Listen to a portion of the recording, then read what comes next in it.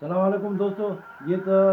सम्झाणी जेको असांजो जेको पहिरियों पार्ट जेको हुयो उनजो ॿियो पार्ट आहे दोस्तनि जेको फ़ोनूं कयूं त हिन जो ॿियो पार्ट बि ज़रूरु अचे पूरी जेका असां कहाणी थिए इहा त दोस्तो कुझु दोस्त आहिनि असांजा जेके असांजे पसंदि लाइक़ु कंदा उन्हनि जी महिरबानी तव्हां सभिनी दोस्तनि जी महिरबानी जेको पसंदि कयो था लाइक ऐं शेयर कयो था असां फेसबुक खे जेको फॉलो कयो था त तव्हां सभिनी दोस्तनि जी महिरबानी। हे सऊदी अरब में आहिनि जेको ॿ टे दोस्त आहिनि असांजा हाजी नबन लिगारी ऐं अली असगर लखण ऐं ॿिया असांजा के दोस्त आहिनि हितां जा ऐं जो पाकिस्तान जा ॿ टे दोस्त आहिनि जेको कोटड़ी खां अताला लाशारी ऐं लश्कर खां लाशारी खां निमतला लाशारी ऐं धणी बज कोढाणे ॻोठ मां जेको सायथली ओढाणो ऐं जो ॻोठ कड़े सुबड़ खाना दादन सेठ दादन चांडियो त दोस्त तव्हां सभिनी जी महिरबानी। त दोस्त हाणे ॻाल्हि खे अॻिते था कयूं त जेको नारी कपिड़े दारी सामी न खणे पराओ कख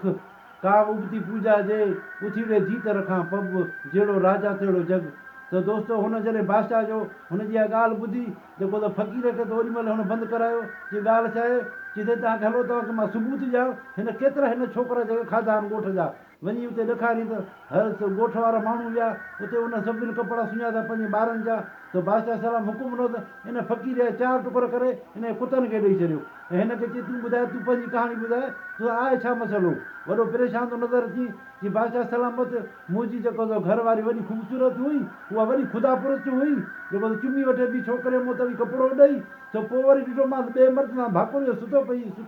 सुती पई हुई त बादशाह सलाम इहो मां छॾे हलियो आहे सामी फ़क़ीर जेको ख़ुदा पुरस्त हुयो कख रखे मुंहिंजा ॿेड़ा गरक कई सामान सूधो मूंखे फ़क़ीर करे छॾी मां चयो वॾो को दरवेश आहे चवंदा न आहिनि त अलाए फलाणो माण्हू कख जे वेझो बि न आहे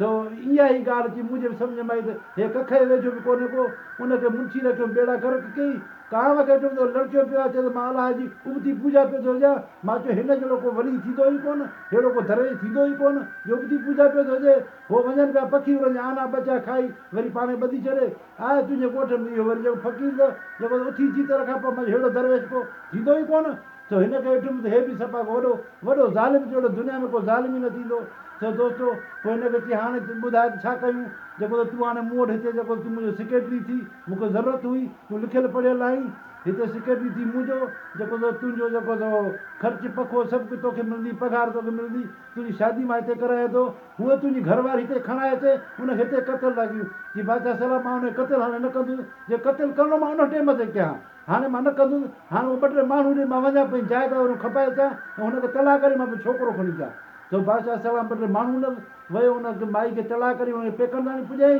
पंहिंजो छोकिरो खणी हुनजे पेकनि जो ॿुधी असांजी जेका हीअ वरी दरेशानी पाण सम्झे पई हिन जा हे कम आहिनि त उन्हनि ॾिठी धनारे पोइ लाहे छॾियो हुनखे वञी जाबू लाइ कोई वसायो उन उहो मोटी आयो सौदागर हुते शादी करे पंहिंजो घर जेको वसाई पोइ